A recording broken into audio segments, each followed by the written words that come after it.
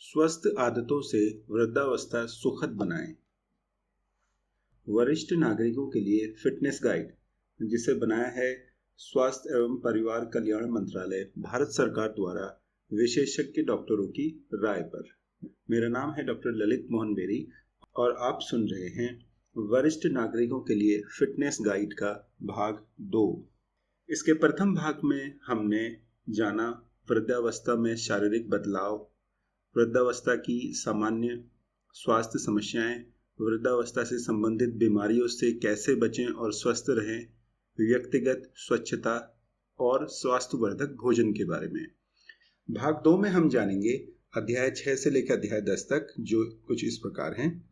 स्वस्थ हड्डियां, गिरना और दुर्घटनाएं, मुंह के स्वास्थ्य की देखभाल, अच्छी नींद और आंखों की रोशनी को ठीक कैसे रखें। स्वस्थ हड्डियां जीवित ऊतक हैं जो पूरी उम्र पुरानी हड्डियों के क्षय और नई हड्डियों के बनने से निरंतर मजबूत होती रहती हैं।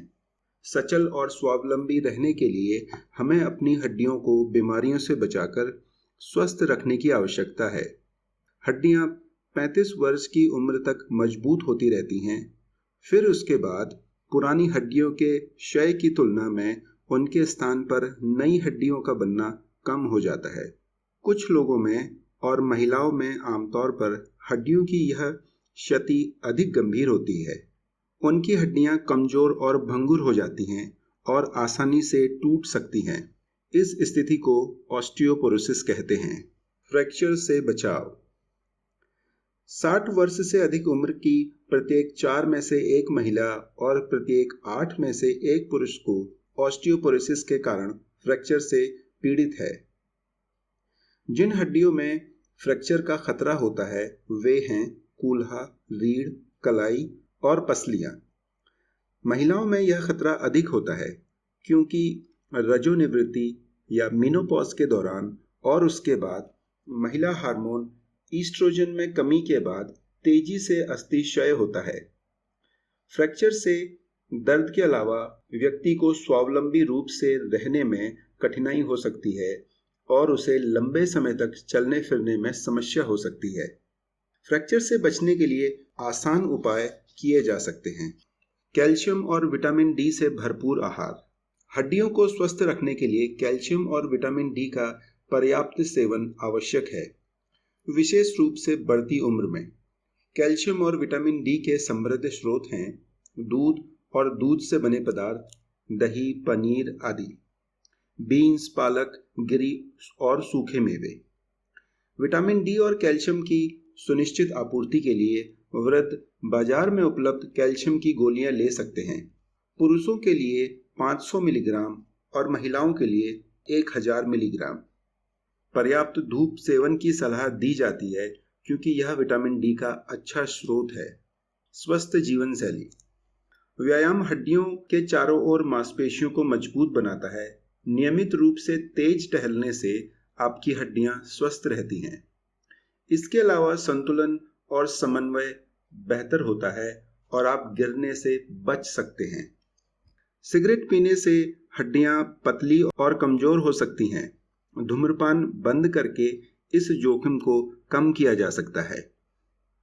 अल्कोहल, चाय और कॉफी एवं कोला पेय का अत्यधिक सेवन भी हड्डियों के लिए हानिकारक है और इनसे बचना अनिवार्य है। यदि आपको फ्रैक्चर या पीठ दर्द हुआ है, लंबाई घटी है या झुककर चलने लगे हैं, तो आपको नाजुक हड्डियों या ऑस्टियोपोरोसिस की समस्या हो सकती है। ऑस्टियोपोरोसिस का इलाज हो सकता है। बेहतर है कि आप डॉक्टर से अपने स्वास्थ्य के संबंध में उपयुक्त उपचार हेतु सलाह लें। अगला अध्याय है गिरना और दुर्घटनाएं। गिरना और दुर्घटनाएं ऐसे ही नहीं होती हैं। अधिकांश दुर्घटनाओं के कारण पहले से ही विद्यमान होते हैं जिनसे बचा जा सकता है। बुढ़ापे में गिरने के विनाशकारी परिणाम होते हैं। इनसे चोट लग सकती है, फ्रैक्चर हो सकता है जिससे सक्रिय स्वतंत्र जीवन जीने की क्षमता सीमित हो सकती है। हजारों वृद्ध पुरुष और महिलाएं गिरने के कारण हुए फ्रैक्चर से अक्षम हो जाते हैं, प्रायः स्थायी रूप से। यहाँ तक कि गिरने का डर भी मनुष्य को मानसिक तौर पर समान रूप से अक्षम बना सकता है। बुढ़ापे में गिरने का कारण: दृष्टि, श्रवण, देखने और सुनने, मांसपेशियों की शक्ति, समन्वय और सजगता में बदलाव वृद्ध लोगों के गिरने का कारण बनते हैं। हृदय, मस्तिष्क, हड्डियों और जोड़ों के रोग, थायराइड और मधुमेह संतुलन और चाल को प्रभावित कर सकते हैं। इन बीमारियों के लिए कई दवाओं का सेवन के परिणाम स्वरूप चक्कर आना, ब्लैकआउट और गिरने की समस्या हो सकती है। उचित प्रकाश की कमी, फिसलन भरे फर्श पर फैली किताबें और कागजों और आसपास अन्य छोटी छोटी बाधाओं के कारण गिरने की अधिकांश घटनाएं बेडरूम और स्नानघर या बाथरूम में होती हैं। गिरने और दुर्घटना से बचाव: कई ऐसे सरल कदम हैं जो गिरने और दुर्घटनाओं की संभावनाओं को कम कर सकते हैं और घर और आसपास को सुरक्षित बना सकते हैं। अपनी दृष्टि और श्रवण की नियमित रूप से जांच करवाएं और दोषपूर्ण पाए जाने पर जहां तक संभव हो इलाज करवाएं। कान की गंदगी की सफाई जैसे एक सरल उपाय आपकी चाल और संतुलन में सुधार ला सकते हैं। सही चश्मा लगाने से भी इसी प्रकार का लाभ होता है। अपने चिकित्सक से उन दवाइयों के प्रभावों के बारे में चर्चा करें जो आप ले रहे हैं और जानें कि क्या वे आपके समन्वय या संतुलन को प्रभावित करती हैं। उनसे गिरने की संभावनाओं को कम करने के उपाय पूछें। शराब संतुलन और रिफ्लेक्सेस को प्रभावित कर सकती है, इसीलिए शराब के सेवन को कम करें, विशेष रूप से ड्राइविंग के पहले। खाने, नींद से जागने, लेटने या लंबे समय तक आराम करने के बाद उठते समय सावधान रहें। रक्तचाप तेजी से कम हो सकता है और इसी कारण चक्कर आने और गिरने की घटना हो सकती है। अगर चक्कर आते हैं तो उबड़-खाबड़ या अपरिचित जमीन पर संतुलन बनाए रखने में मदद करने के लिए बेंत, वॉकिंग स्टिक या वॉकर का इस्तेमाल करें। सपोर्टिव रबर के सोल वाले और कम हील वाले जूते पहनें। सीढ़ियों या फिसलन वाली सतह पर चिकने तलवे वाले जूते या चप्पल न पहनें। नियमित रूप से व्यायाम करें। नियमित शारीरिक गतिविधि शरीर और मांसपेशियों को मजबूत करती है, जिससे जोड़ें, टेंडन्स और स्नायु बंधन लचीले रहते हैं और चलने फिरने में आसानी होती है। हल्का वजन वहन करने वाली गतिविधियां जैसे टहलना ऑस्टियोपोरोसिस के कारण अस्थि क्षय को भी कम कर सकती हैं। अपने घर को अधिक से अधिक सुरक्षित बनाने के लिए घर पर एक नज़र डालें। इस संबंध में कुछ सरल और व्यवहारिक उपाय निम्न प्रकार हैं। कुछ इस प्रकार हैं। सीढ़ियों, गलियारों और बाथरूम में अच्छी रोशनी रखें। लाइट स्विच, टेलीफोन और रोजमर्रा के उपयोग की वस्तुओं तक आसान पहुंच रखें। सीढ़ी और स्नानघर, बाथरूम में रेलिंग और ग्रैब बार लगवाएं। स्नानघर में बाथरूम में फर्श का सही ढलान ताकि फर्श पर पानी इकट्ठा न हो। चलने के रास्ते से बिजली और टेलीफोन के तारों को दूर रखें। फर्नीचर और अन्य वस्तुओं को ऐसे व्यवस्थित रखें कि वे रास्ते में रुकावट न हो। बिस्तरों और कुर्सियों की ऊंचाई उतनी हो कि उन पर बैठना और उठना आसान हो। घर के बाहर की सीढ़ियों और वॉकवे को अच्छी स्थिति में रखें। नियमित दृष्टि परीक्षण करवाएं ताकि आपकी दृष्टि ठीक रहे। जलना, आग या गर्म पानी द्वारा। वृद्ध लोगों का जलना एक आम बात है। ये वृद्धों को अक्षम बना देता है, जिससे रिकवरी बेहद धीमी होती है। कुछ सरल उपायों द्वारा जलने के जोखिम को कम किया जा सकता है। बिस्तर में या नींद आने पर धूम्रपान न करें। खाना बनाते समय ढीले ढाले ज्वलनशील कपड़े न पहनें। उपयोग करने से पहले गर्म पानी का तापमान जांचें। मोटर वाहन दुर्घटनाएं। ये दुर्घटनाएं वृद्ध व्यक्तियों की आकस्मिक मृत्यु के सामान्य कारणों में से एक है। उम्र संबंधी बदलावों से गाड़ी चलाने की क्षमता प्रभावित हो सकती है, जो कुछ इस प्रकार हैं। तेज रोशनी से आंखें चुधियाना, अंधेरे में परेशानी, समन्वय की कमी और धीमी प्रतिक्रिया।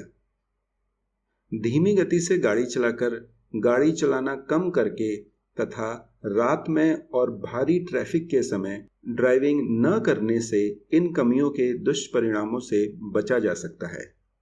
सार्वजनिक परिवहन का उपयोग करते समय सावधानियां। जब बस धीमी हो रही हो या मुड़ रही हो तो सतर्क रहें और किसी चीज का सहारा लें। वाहन में प्रवेश करते या उतरते समय फुटपाथ की फिसलन और अन्य खतरों से सावधान रहें। पैसे निकालते समय संतुलन खराब न हो इसके लिए अपना किराया पहले से निकाल कर रखें। बहुत सारे पैकेज लेकर ना चलें और रेलिंग को पकड़ने के लिए एक हाथ को खाली रखें। सड़क को धीरे धीरे और सावधानी से अधिकृत क्रॉसिंग पर ही पार करें।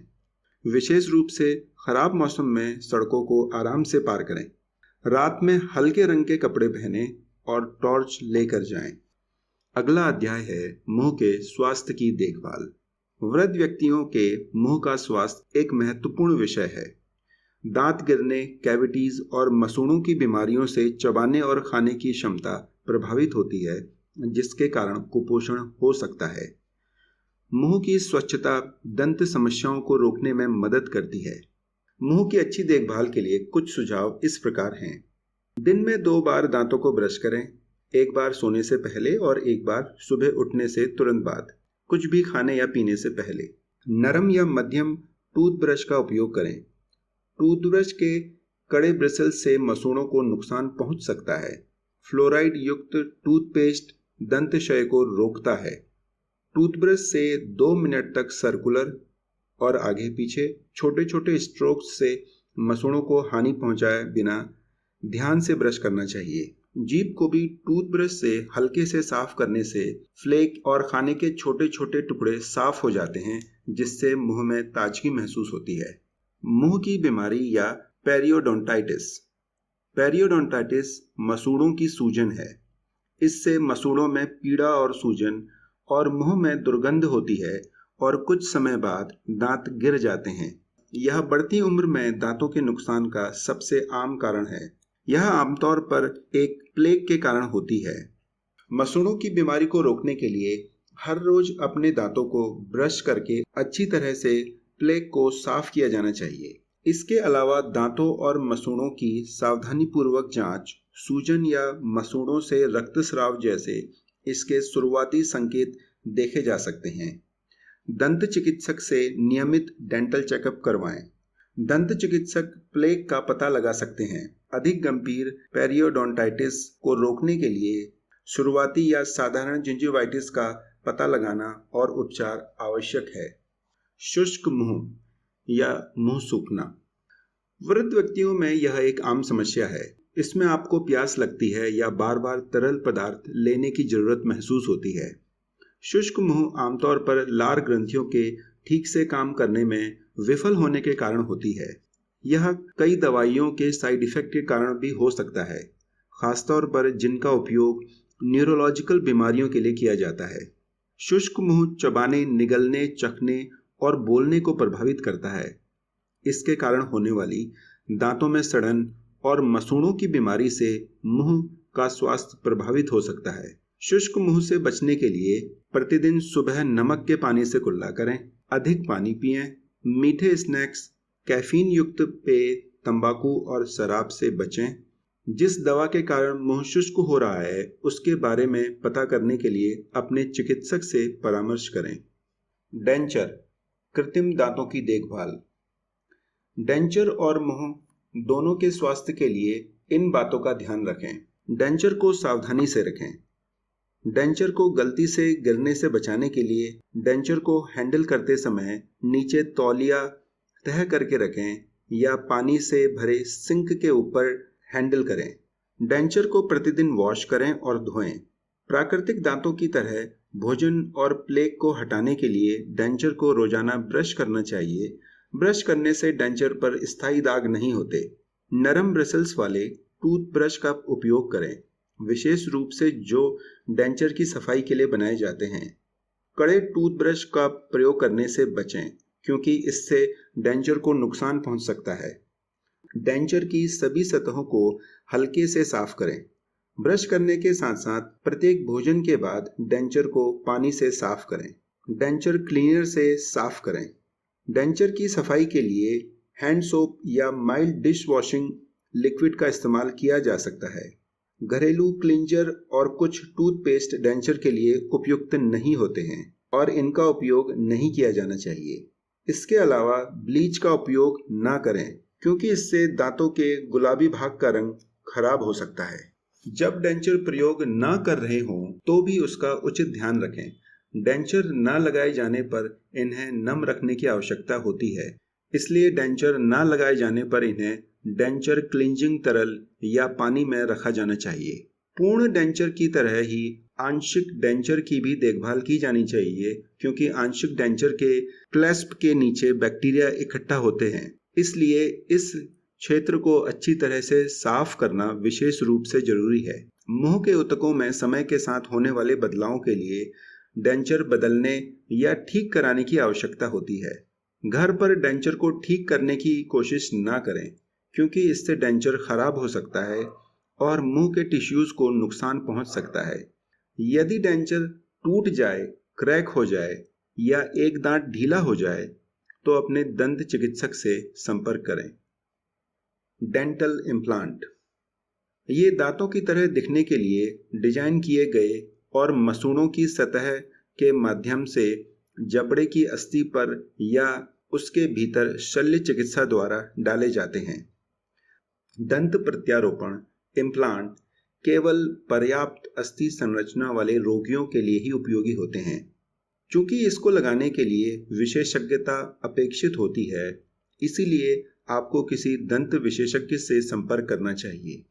यदि आपको डेंचर लगा हुआ है तो आपको कितनी बार दंत चिकित्सक के पास जाना चाहिए? छमाही परामर्श यानी प्रत्येक 6 महीने में परामर्श उचित होता है। नियमित रूप से दंत चिकित्सक से परामर्श महत्वपूर्ण है ताकि डेंचर की उपयुक्तता के लिए डेंचर और मुंह की जांच की जा सके और मुंह के रोग और कैंसर के लक्षणों का पता चल सके। अगला अध्याय है अच्छी नींद। बुढ़ापे में नींद न आने की बीमारी। जीवन में कुछ चीजें ही इतनी वांछनीय हैं जितनी कि पूरी रात की अच्छी नींद। यह आपके मस्तिष्क को नई ऊर्जा देती है और मनोदशा को ठीक कर नया जोश भर देती है। यदि आपको अच्छी नींद आती है तो आप कम चिंतित और चिड़चिड़े होंगे। कई वृद्ध लोगों के लिए दिन की अपेक्षा रात का समय सबसे बुरा समय होता है। वृद्ध लोगों में नींद विकार आम है। जैसे जैसे हम वृद्ध होते हैं, नींद का पैटर्न बदलता जाता है, नींद कम और हल्की हो जाती है। वृद्ध लोगों को इन परेशानियों का सामना करना पड़ सकता है। सोने में परेशानी, रात में बार बार जागना, सुबह जल्दी उठना, मानसिक और शारीरिक बीमारी के कारण से अच्छी नींद न आना। सामान्य नींद चक्र के 2 पैटर्न होते हैं, अस्वप्निल और हल्की नींद और गहरी नींद।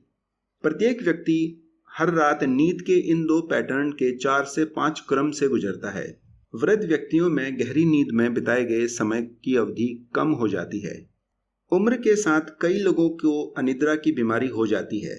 इसमें देर से नींद आना, 30 से 45 मिनट से अधिक, रात में बार बार जागना या जल्दी जागना और दोबारा नींद नहीं आना शामिल हैं। अपवादों को छोड़ दें तो अनिद्रा समस्या का एक लक्षण है, न कि समस्या। इससे गिरने की संभावना बढ़ जाती है और दिन के समय थकान जैसी स्वास्थ्य समस्याएं हो सकती हैं। रात को अच्छी नींद कैसे लें? रात को अच्छी नींद से जीवन की गुणवत्ता में बड़ा परिवर्तन आ सकता है। इन उपायों को अपनाकर स्वास्थ्यवर्धक नींद या अच्छी नींद आ सकती है। सोने का समय सुनिश्चित करें। नियमित रूप से नियत समय पर सोएं और उठें। यद्यपि प्रत्येक व्यक्ति की नींद की आवश्यकता भिन्न होती है, तथापि रात को औसतन 7 से 8 घंटे की नींद आवश्यक होती है। सोने से पहले हल्की चहलकदमी करने से अच्छी नींद आती है। रात का खाना सोने से कम 2 घंटे पहले खाएं। दिन में कम से कम कुछ देर धूप में जरूर रहें। देर शाम को चाय या कॉफी ना लें और यदि सोने से पहले आपको कुछ पीना अच्छा लगता है तो 1 गिलास गुनगुना दूध पिएं। शराब और धूम्रपान से सोने में कठिनाई होती है। सोने से पहले टीवी न देखें या कंप्यूटर या मोबाइल का काम न करें। सोने के कमरे में अंधेरा, हवादार और शांति होनी चाहिए। बिस्तर के पास एक लैंप रखना अच्छा होता है। अपनी नींद की चिंता ना करें। सोने के लिए जाते समय किसी गंभीर विषय पर ना सोचें। अगला अध्याय है आंख की रोशनी को ठीक कैसे रखें। जैसे जैसे हमारी उम्र बढ़ती है, हमारी दृष्टि धीरे धीरे कम होती जाती है और 60 वर्ष से अधिक आयु के लगभग सभी व्यक्तियों को चश्मे की आवश्यकता हो सकती है। ऐसी कुछ बीमारियां भी हैं जो बुढ़ापे में आंखों की रोशनी को प्रभावित करती हैं। आंखों की नियमित जांच, उपयुक्त चश्मे, सर्जरी, दवाइयों और विशेष विजुअल एड्स की मदद से अधिकांश लोग अच्छी दृष्टि बनाए रख सकते हैं तथा पूर्ण एवं स्वतंत्र जीवन जी सकते हैं। आंख की नियमित जांच। आंख की नियमित जांच केवल चश्मे के लिए जांच तक सीमित नहीं है, बल्कि इसमें आंखों के स्वास्थ्य की जांच सम्मिलित है। यदि किसी को आंख की कोई बीमारी है तो नियमित जांच के दौरान इसका जल्दी पता लग सकता है। इसीलिए यह बहुत महत्वपूर्ण है कि आंखों की नियमित रूप से जांच करवाई जाए। प्रत्येक 2 वर्ष में कम से कम एक बार दृष्टि परीक्षण किया जाना चाहिए तथा यदि दृष्टि में कोई बदलाव महसूस होता है तो इसकी जांच जल्दी करवानी चाहिए। दृष्टि परीक्षण एक विशेष परीक्षण है और यह नेत्र चिकित्सक, आंखों की देखभाल में विशेषज्ञता वाले डॉक्टर या ऑप्टोमेट्रिस्ट, ऑप्थेल्मिक ऑप्टिशियन द्वारा किया जाना चाहिए। यदि आंखों की जांच में कोई असामान्यता का पता चलता है जिसके लिए आगे उपचार और जांच की आवश्यकता है तो उसका उपचार बिना देरी के किया जाना चाहिए। चश्मा और कमजोर दृष्टि के अन्य सहायक उपकरण। ऑर्डर करके बनवाया गया चश्मा ही प्रयोग करना चाहिए जो आपकी जरूरत के लिए सबसे उत्तम है। आजकल पढ़ने के तैयार चश्मे भी उपलब्ध हैं। भले ही वह आपकी आंख को नुकसान ना करें, किंतु रेडीमेड चश्मे आंखों में तनाव और सिरदर्द का कारण बन सकते हैं। अपने चश्मे को हमेशा साफ रखें। कभी भी चश्मे को शीशे की तरफ से नीचे करके न रखें, इससे उस पर खरोंच आ जाती है। खरोंच वाले लेंसों से आंखें चुधिया सकती हैं और आपकी दृष्टि की स्पष्टता प्रभावित हो सकती है। यदि आपको अपना काम करने में दिक्कत आती है तो आप मैग्नीफायर का उपयोग कर सकते हैं। इससे चीजें बड़ी दिखती हैं जिससे आप अपना काम आसानी से कर सकते हैं। पर्याप्त रोशनी। 60 साल की उम्र में आंखों को 20 साल की उम्र की तुलना में लगभग 3 गुना ज्यादा रोशनी की जरूरत होती है। अपने घर में सूर्य की प्राकृतिक रोशनी आने दें। यह सुनिश्चित करें कि सीढ़ी और शौचालय सहित आपके घर के सभी हिस्सों में बिजली की पर्याप्त रोशनी है। पढ़ने या बारीक काम करते समय सुनिश्चित करें कि आपकी किताब या काम पर पीछे से सीधी रोशनी पड़ रही है। फ्लोरेसेंट लैंप विशेष रूप से अच्छे होते हैं क्योंकि ये बहुत अधिक प्रकाश पैदा करते हैं लेकिन बहुत कम गर्मी। बढ़ती उम्र से संबंधित आंखों के सामान्य रोग। बुढ़ापे में आंखों की समस्याएं और बीमारियां आम हैं। उनमें से कुछ के कारण धीरे धीरे नज़र कमजोर होने लगती है।